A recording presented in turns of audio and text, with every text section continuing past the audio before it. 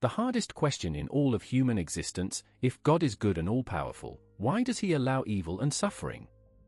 Why cancer? Why war? Why do children die? Why does a mother bury her baby? Why does a faithful man lose everything? I've wrestled with this question. Maybe you have too. And the answer isn't easy, but it is profound. Let me take you back to the beginning. Genesis 3. Evil didn't come from God, it came from human choice. Adam and Eve stood in a perfect world, with everything they could ever need, and they chose rebellion. They chose to distrust the God who had given them everything. And with that choice, sin entered the world. Death entered the world. Suffering entered the world. God could have prevented this, but only by removing free will. He could have created robots, programmed to obey, incapable of choosing evil. But he didn't. Because without free will, love is impossible. Real love requires the ability to choose. To choose love, or to choose selfishness. God chose love. He chose to create beings who could genuinely choose him, or reject him. He took the risk of our freedom.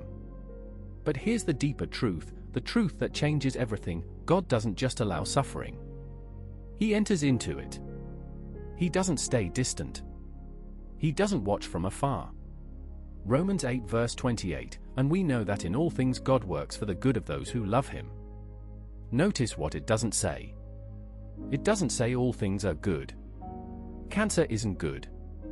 War isn't good. Death of a child isn't good. But God works all things for good. He takes what the enemy meant for evil, and he uses it for good. 2 Corinthians 12 verse 9, my grace is sufficient for you, for my power is made perfect in weakness. This is the paradox of Christianity. When we are weak, he is strong. When we have nothing left, he becomes everything. God's strength is shown in our weakness.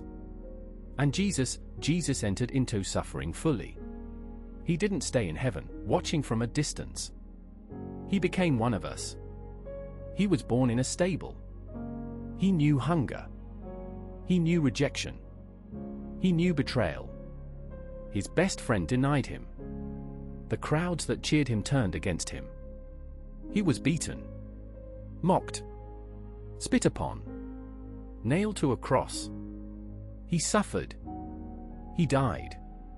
He entered into the darkest place of human suffering, and then he conquered it.